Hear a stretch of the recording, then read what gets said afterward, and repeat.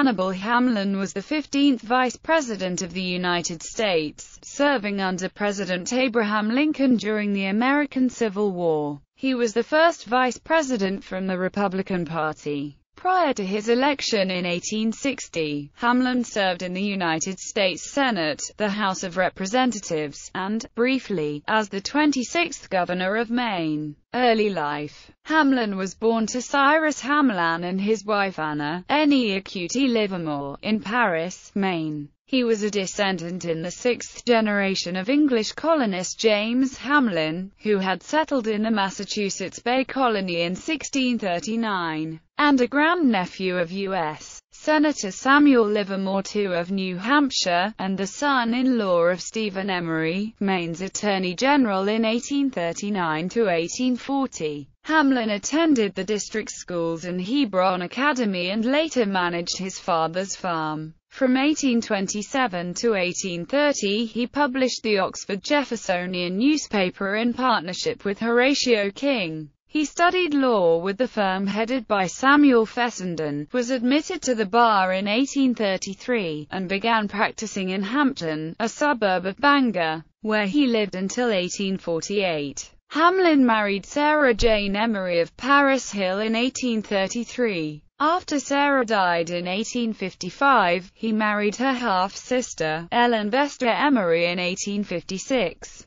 He had 4 children with Sarah: George, Charles, Cyrus and Sarah, and 2, Hannibal, Lee, and Frank, with Ellen. Ellen Hamlin died in 1925. Political beginnings. Hamlin's political career began in 1835 when he was elected to the Maine House of Representatives. Appointed a major on the staff of Governor John Fairfield, he served with the militia in the bloodless Aroostook War of 1839, and the negotiations he facilitated between Fairfield and Lieutenant Governor John Harvey of New Brunswick helped reduce tensions and make possible the Webster-Ashburton Treaty, which ended the war. Hamlin unsuccessfully ran for the United States House of Representatives in 1840 and left the State House in 1841. He later served 2 terms in the United States House of Representatives, from 1843 to 1847. He was elected to fill a U.S. Senate vacancy in 1848, and to a full term in 1851. A Democrat at the beginning of his career, Hamlin supported the candidacy of Franklin Pierce in 1852. From the very beginning of his service in Congress, he was prominent as an opponent of the extension of slavery. He was a conspicuous supporter of the Wilmot Proviso and spoke against the compromise measures of 1850. In 1854, he strongly opposed the passage of the Kansas-Nebraska Act, which repealed the Missouri Compromise. After the Democratic Party endorsed that repeal at the 1856 Democratic National Convention, on June 12, 1856, he withdrew from the Democratic Party and joined the newly organized Republican Party, causing a national sensation. The Republicans nominated him for governor of Maine in the same year. He carried the election by a large majority and was inaugurated on January 8, 1857. In the latter part of February 1857, however, he resigned the governorship, and was again a member of the United States Senate from 1857 to January 1861. Vice Presidency. In 1861, Hamlin became vice president under Abraham Lincoln, whom he did not meet until after the election. Maine was the first state in the Northeast to embrace the Republican Party, and the Lincoln-Hamlin ticket thus made sense in terms of regional balance. Hamlin was also a strong orator, and a known opponent of slavery. While serving as vice president, Hamlin had little authority in the Lincoln administration, although he urged both the Emancipation Proclamation and the arming of black Americans. He strongly supported Joseph Hooker's appointment as commander of the Army of the Potomac. Hooker's command of this army would end in failure at the Battle of Chancellorsville. Beginning in 1860, Hamlin was a member of Company A of the Maine Coast Guard, a militia unit. When the company was called up in the summer of 1864, Hamlin was told that, because of his position as vice president, He did not have to take part in the muster. He opted to serve, arguing that he could set an example by doing the duty expected of any citizen, and the only concession made because of his office was that he was courted with the officers. He reported to Fort McClary in July, initially taking part in routine assignments including guard duty, and later taking over as the company cook. He was promoted to corporal during his service, and mustered out with the rest of his unit in mid-September. In June 1864, the Republicans and War Democrats joined to form the National Union Party. Although Lincoln was renominated, War Democrat Andrew Johnson of Tennessee was named to replace Hamlin as Lincoln's running mate. Lincoln was seeking to broaden his base of support and was also looking ahead to Southern Reconstruction, at which Johnson had proven himself adept as military governor of occupied Tennessee. Hamlin, by contrast, was an ally of Northern radicals. Lincoln and Johnson were elected in November 1864, and Hamlin's term expired on March 4, 1865. Hamlin and Lincoln were not close personally, but had a good working relationship. At the time, the vice president was considered part of the legislative branch in his role as president of the Senate, and so did not attend cabinet meetings. Thus, Hamlin did not regularly visit the White House. It was said that Mary Todd Lincoln and Hamlin disliked each other. For his part, Hamlin complained, "I am only a fifth wheel of a coach and can do little for my friends." Although Hamlin narrowly missed becoming president, his vice presidency would usher in a half-century of sustained national influence for the main Republican Party. In the period 1861 to 1911, Maine Republicans occupied the offices of Vice President, Secretary of the Treasury, Secretary of State,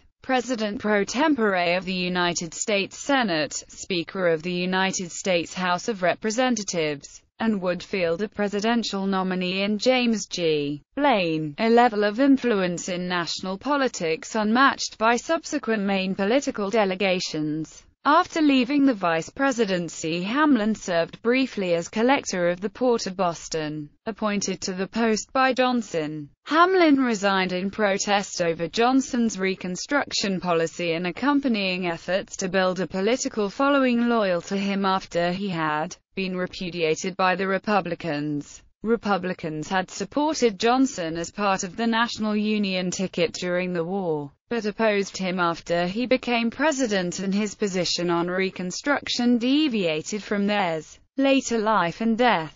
Not content with private life, Hamlin returned to the U.S. Senate in 1869 to serve 2 more 6-year terms before declining to run for re-election in 1880 because of an ailing heart.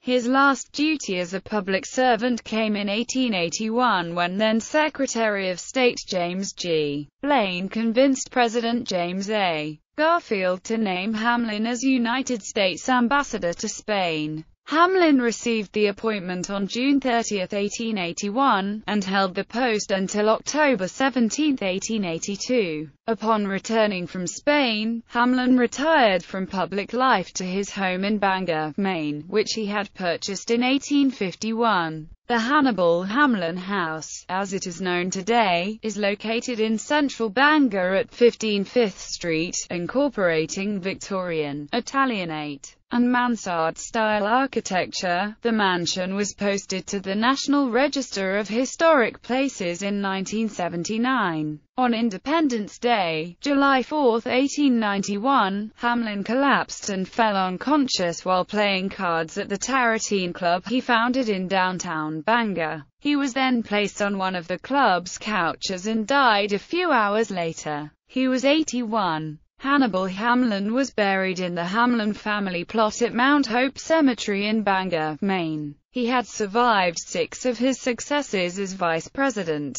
Andrew Johnson, Schuyler Colfax, Henry Wilson, William A. Wheeler, Chester A. Arthur and Thomas A. Hendricks. From June 4, 1887 to March 4, 1889. He was the only living vice president, and afterwards he continued to be the only living former vice president until his own death in 1891. Family. Hamlin had 4 sons who grew to adulthood: Charles Hamlin, Cyrus Hamlin, Hannibal Emery and Frank Hamlin. Charles and Cyrus served in the Union forces during the Civil War, both becoming generals, Charles by brevet. Cyrus was among the first Union officers to argue for the enlistment of black troops, and himself commanded a brigade of freedmen in the Mississippi River Campaign. Charles and sister Sarah were present at Ford's Theater the night of Lincoln's assassination. Hannibal Emery Hamlin was Maine Attorney General from 1905 to 1908. Hannibal Hamlin's great-granddaughter Sally Hamlin was a child actor who made many spoken-word recordings for the Victor Talking Machine Company in the early years of the 20th century. Hannibal's older brother, Elijah Livermore Hamlin, was president of the Mutual Fire Insurance Co. of Bangor, and the Bangor Institution for Savings.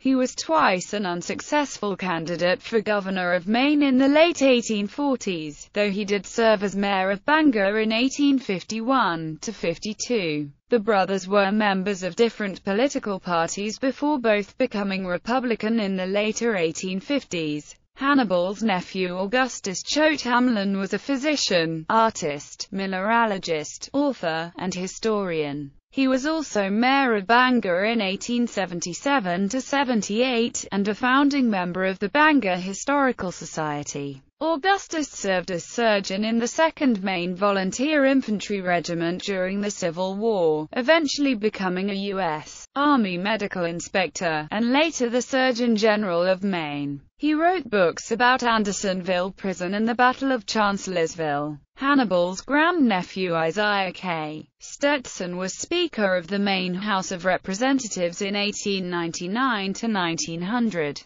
and owned a large company in Bangor which manufactured and shipped lumber and ice and ran a shipyard and marine railway. Hannibal's first cousin Cyrus Hamlin, who was a graduate of the Bangor Theological Seminary, became a missionary in Turkey, where he founded Robert College. He later became president of Middlebury College in Vermont. His son, D.F. Hamlin, Hannibal's first cousin once removed, became a professor of architecture at Columbia University and a noted architectural historian. There are biographies of Hamlin by his grandson Charles E. Hamlin and by H. Drape Hunt. Honors. Hamlin County, South Dakota is named in his honor, as are Hamlin, Kansas, Hamlin, New York, Hamlin, West Virginia, Hamlin Township and Hamlin Lake in Mason County, Michigan, and Hamlin, a small Maine village that is a U.S.-Canada border crossing with Grand Falls, New Brunswick. There are statues in Hamlin's likeness in the United States Capitol and in a public park in Bangor, Maine. There is also a building on the University of Maine campus, in Orono, named Hannibal Hamlin Hall.